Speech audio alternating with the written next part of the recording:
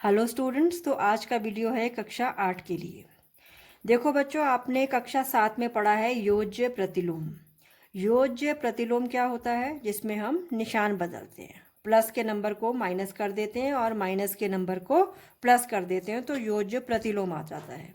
जैसे 7/3, 7/3 का योज्य प्रतिलोम क्या है? बोलो क्या है? -7/3। -5/11, इसका योज्य प्रतिलोम क्या होगा? 5/11। तो इस तरीके से योज्य प्रतिलोम में क्या करते हैं? निशान बदलते हैं। तुम्हारे लिए प्रश्न लिखा है मैंने एक, योज्य प्रतिलोम क्या होता है? तो आप उत्तर लिखोगे, योज्य प्रतिलोम में संख्या का चिन्ह बदलते हैं। जैसे -2/3 का 2/3। हाँ, और यहाँ बीच में तुम बराबर का चिन्ह मत लगाया करो। तुम बराबर का चिन्ह लगाते हो वो गलत है, ये दोनों बराबर नहीं है। -2/3 अलग नंबर है, 2/3 अलग नंबर है। ये इनका क्या संबंध है कि ये इसका योज्य प्रतिलोम है। योज्य प्रतिलोम बराबर नहीं होते हैं। -11 का योज्य प्रतिलोम 11, तो तुम बीच में चाहो तो तीर का निशान बना सकते हो, लेकिन बराबर का चिन्ह नहीं लगाओगे। 7/8 का योज्य प्रतिलोम -7/8। ठीक है। नेक्स्ट, अब गुणात्मक प्रतिलोम क्या है? गुणात्मक प्रतिलोम भी आपने साथ में पढ़ा हुआ है। गुणात्मक प्रतिलोम में संख्या को उल्टा कर देते हैं। उल्टा मतलब अंश को हर कर देते हैं और हर को अंश कर देते हैं। जो बट्टे वाली संख्या होती है, एक नंबर ऊपर लिखा होता है, एक नंबर नीचे, तो उसको हम नीचे का ऊपर कर देते हैं। जैसे कि 2/3 का गुणात्मक प्रतिलोम क्या होगा? 3/2। अब यहाँ मैंने बराबर का चिन्ह इसलिए लगाया है क्योंकि यहाँ मैंने हिंदी में लिखा है 2/3 का गुणात्मक प्रतिलोम बराबर 3/2। अगर आप ये हिंदी का शब्द नहीं लिख रहे हो तो बराबर नहीं आएगा, क्योंकि गुणात्मक प्रतिलोम भी बराबर नहीं होते हैं। हम ये कहते हैं कि इसका ये गुणात्मक प्रतिलोम है, इसका ये गुणात्मक प्रतिलोम है, लेकिन दो संख्याओं को आपस में बराबर तभी लिखा जाता है जब वो सच में बराबर हो। 2/3 किसके बराबर होगी? 2/3 के बराबर होगी, 3/2 के बराबर नहीं होती है। जैसे अगला लिखा है -7/8 का गुणात्मक प्रतिलोम बराबर, 8 नीचे था तो 8 ऊपर हो गया, 8/-7। अच्छा, माइनस के चिन्ह की जो बात है, आप चाहो तो ऊपर लिख लो, चाहो तो नीचे लिख लो, उससे फर्क नहीं पड़ता है। 11 का गुणात्मक प्रतिलोम, अब 11 के नीचे तो कुछ है ही नहीं, तो जिसके नीचे कुछ नहीं होता उसके नीचे क्या होता है? 1/1 होता है उसके नीचे। तो 1/11, एक जो नीचे था वो ऊपर आ गया। 11 का गुणात्मक प्रतिलोम क्या हुआ? 1/11। अब ये नेक्स्ट देखिए, विभिन्न प्रकार की संख्याएं कौन सी हैं? आपको पहले भी कई बार बताया गया है कितनी तरह की संख्याएं होती हैं। सबसे पहले आती है प्राकृत संख्या, जिसको हम प्राकृतिक संख्या भी कहते हैं। कौन सी हुई वो? 1 2 3 4 5, जो गिनती हम बोलते हैं। इस गिनती में जब हम 0 मिला देते हैं तो फिर क्या बन गया? पूर्ण संख्या। तो ये पूर्ण संख्या हो गए, 0 1 2 3 4। पूर्णांक, जैसे ही पूर्णांक की बात आएगी तो आपको क्या याद आना चाहिए? संख्या रेखा, जो आपको 6 में सिखा दी गई है। संख्या रेखा पे बीच में 0 होता है, दाईं तरफ यानी सीधे हाथ की तरफ धनात्मक संख्याएं होती हैं, 1 2 3 4, और बाएं हाथ की तरफ उल्टी तरफ -1 -2 -3 -4, जितना आप चाहो बढ़ा सकते हो इसको। तो ये हो गए पूर्णांक। धनात्मक और ऋणात्मक संख्याएं मिलाकर पूर्णांक बनाते हैं।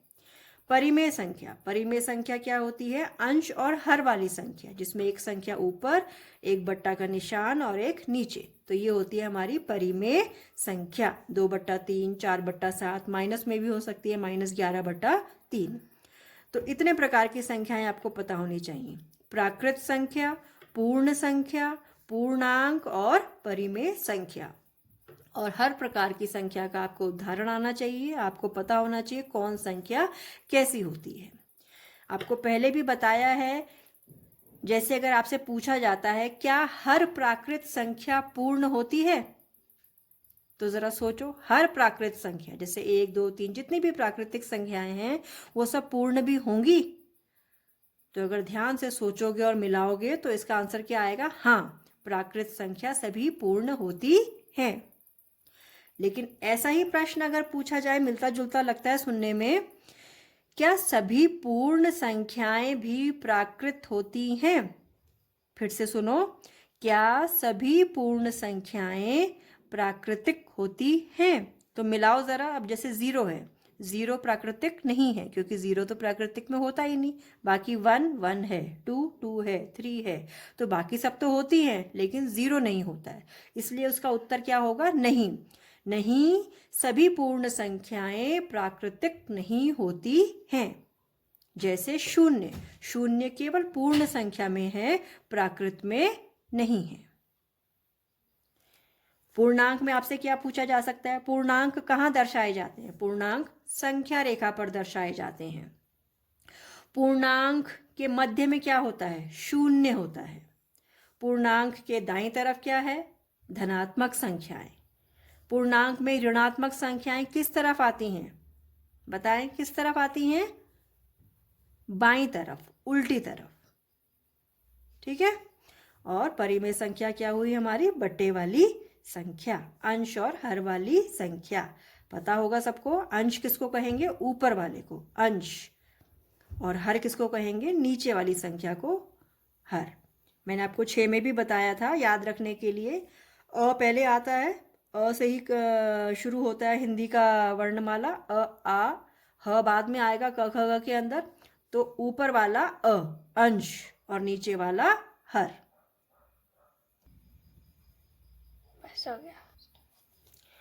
अब हम करेंगे अपनी, ये देखो तुम्हारी बुक का है, ये पेज नंबर 16 है, ये एक्सरसाइज 1.1 का क्वेश्चन 10 और 11। बहुत सरल है, जो भी तुम्हें समझाया गया है वही इसमें पूछा गया है, तो ये तुमने अपनी कॉपी में करना है।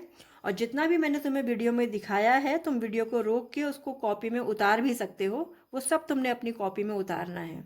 बाकी काम मैं तुम्हें तुम्हारे ग्रुप में भी भेज रही हूँ, तो वहाँ से भी आप कर सकते हैं। वीडियो में से समझ के वहीं पर देख कर उसी वक्त वीडियो को पॉज करके उतारना चाहो तो वैसे भी तुम कॉपी में उतार सकते हो।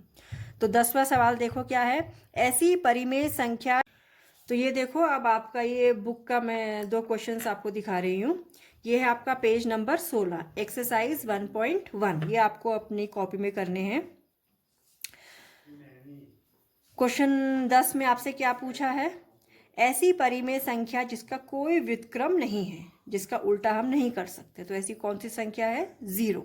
0 का हम उल्टा नहीं कर सकते। व्युत्क्रम माने उल्टा, जिसको हम गुणात्मक प्रतिलोम भी कहते हैं, व्युत्क्रम भी कहते हैं, और अपनी आम भाषा में उल्टा कह देते हैं। परिमेय संख्याएं जो अपने व्युत्क्रम के समान हैं, इसका क्या उत्तर होगा? 1 और -1। 1 का व्युत्क्रम 1 ही रहेगा, -1 का व्युत्क्रम -1 ही रहेगा। परिमेय संख्या जो अपने ऋणात्मक के समान है, 0, क्योंकि 0 का कोई +0 -0 नहीं होता, उसमें धनात्मक ऋणात्मक का कुछ ऐसा नहीं है, तो वो अपने ऋणात्मक के समान है। 0, रिक्त स्थान देखेंगे, 0 का व्युत्क्रम 0 है। संख्याएं डैश तथा डैश स्वयं के व्युत्क्रम हैं। अभी ऊपर भी बात हुई थी ना, कौन है अपने ही व्युत्क्रम? 1 तथा -1। संख्याएं 1 तथा -1 स्वयं के व्युत्क्रम हैं। -5 का व्युत्क्रम क्या होगा? 1 बटा -5। 1 बटा x का व्युत्क्रम क्या होगा? x बटा 1। 2 परिमेय संख्याओं का गुणनफल हमेशा परिमेय होता है। किसी धनात्मक परिमेय संख्या का व्युत्क्रम धनात्मक होता है। व्युत्क्रम में या गुणात्मक प्रतिलोम में निशान नहीं बदलता ना, तो धनात्मक का धनात्मक, ऋणात्मक का ऋणात्मक। तो ये 2 प्रश्न आपने अपनी कॉपी में करने हैं अच्छे से। वीडियो पॉज करके आराम से आप उत्तर सुन सकते हो, लिख सकते हो, और बाकी आपके पास किताब है, बुक्स हैं, तो आप उत्तरमाला से भी उसको चेक कर सकते हो। ठीक है। तो अब देखो, ये प्रश्नावली 1.1 है तुम्हारी बुक की। मैं तुम्हारी बुक्स इसीलिए दिखा रही हूँ कि तुम्हें पता चले हमने अपनी किताब से कहाँ से क्या करना है। क्वेश्चन 2 करोगे तुम। क्या सवाल है? निम्नलिखित के योज्य प्रतिलोम लिखें। तो योज्य प्रतिलोम अच्छे से आ जाने चाहिए। अब प्लस है तो माइनस कर दो, माइनस है तो प्लस कर दो। तो 2/8 का क्या होगा? -2/8। -5/9 का क्या होगा? 5/9। -6/-5, दो दो माइनस हैं तो ये माइनस हट जाएंगे, कैंसिल हो जाते हैं, कट जाते हैं, माइनस माइनस को काट देता है। तो ये बिना माइनस का हो गया अब 6/5। तो इसका योज्य प्रतिलोम क्या होगा? -6/5। तो इस प्रकार से तुम कर सकते हो और उत्तर माला से उत्तर मैच करते रहना, ठीक है। और जब स्कूल में कॉपीज़ वगैरह भिजवानी होंगी तब मैं फिर उसमें अपनी करेक्शन कर लूँगी। तो ध्यान से इस काम को तुम करते रहो, वीडियो को बार बार देख सकते हो, पॉज कर सकते हो, बार बार समझ सकते हो। यही पर्पस है वीडियो बनाने का तुम लोगों के लिए, कि तुम जब चाहो अपनी सुविधा से उसको देखो, समझो और काम करो। तो देखो कैसे है, ऐसे लिखोगे इस क्वेश्चन को। संख्या योज्य प्रतिलोम 2/8 का -2/8, -6/-5, ये काट के दिखाओगे कि माइनस से माइनस कट गया तो क्या बचा यहाँ पर? 6/5। ये बराबर का चिन्ह है क्योंकि ये तो बराबर है ना आपस में, लेकिन योज्य प्रतिलोम के साथ बराबर नहीं आएगा। अब इसका योज्य प्रतिलोम कितना हुआ? -6/5। 2/-9 है तो इसका योज्य प्रतिलोम क्या हुआ? ये माइनस है यहाँ पर तो यहाँ पर नहीं होगा, 2/9। तो इस प्रकार से तुम योज्य प्रतिलोम का प्रश्न कर सकते हो, ठीक है। तो नेक्स्ट आपने देखो, अब आपने करना है क्वेश्चन 4। जैसे योज्य प्रतिलोम था वैसे ही गुणात्मक प्रतिलोम है। अंतर क्या है? योज्य प्रतिलोम में निशान बदलते हैं और गुणात्मक प्रतिलोम में ऊपर का नीचे कर देते हैं, ठीक है। इसमें भी बीच में लाइन लगाओगे, बराबर का चिन्ह नहीं लगाओगे, ठीक है। ये क्वेश्चन 4 हो गया आपका। इसमें एक मैं करके दिखाती हूँ तुम्हें, 4th वाला। ये है -5/8। ये पहले मैं कॉपी में लिख लूँ ज़रा।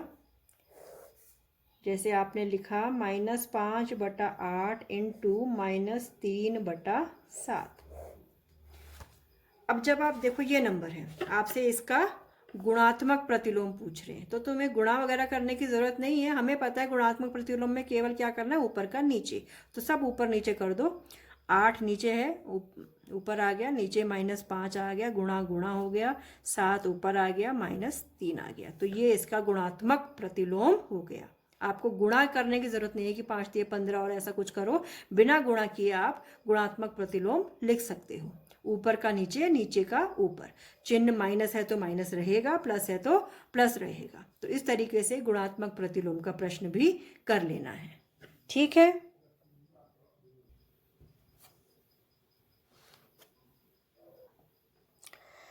फिर आपने करना है क्वेश्चन 6। इसमें कहता है 6/13 को -7/16 के व्युत्क्रम से गुणा कीजिए। प्रश्न लिखोगे आप कॉपी में। फिर नीचे जब उत्तर करोगे तो पहले व्युत्क्रम बताओगे। व्युत्क्रम हमें किसका लेना है? -7/16 का। तो 6/13 को इसके व्युत्क्रम से गुणा करना है। पहले आप बताओगे कि -7/16 का व्युत्क्रम है 16/-7। क्या लिखोगे? -7/16 का व्युत्क्रम है 16/-7 और फिर उसको 6/13 से गुणा कर देंगे। और मैं फिर कह रही हूँ, उत्तर अपने मैच करते रहेंगे। ध्यान से करेंगे, छोटी छोटी चीज़ें हैं, आप बहुत ज़्यादा गलतियाँ करते हो। निशान को देखेंगे, आराम से सोचेंगे, समझेंगे किसका क्या मतलब है और फिर अपना काम करेंगे, ठीक है। वैसे तो आपको एक्सरसाइज के सभी क्वेश्चंस करने हैं, लेकिन वीडियो में मैंने आपको उन क्वेश्चंस के बारे में बताया है जो हर बच्चे ने करने हैं, हर किसी को आने चाहिए। ज़्यादा इम्पोर्टेंट या ज़्यादा सबसे आसान वाले जो क्वेश्चंस हैं उन क्वेश्चंस की हमने बात करी है। तो ये है एक्सरसाइज 1.1।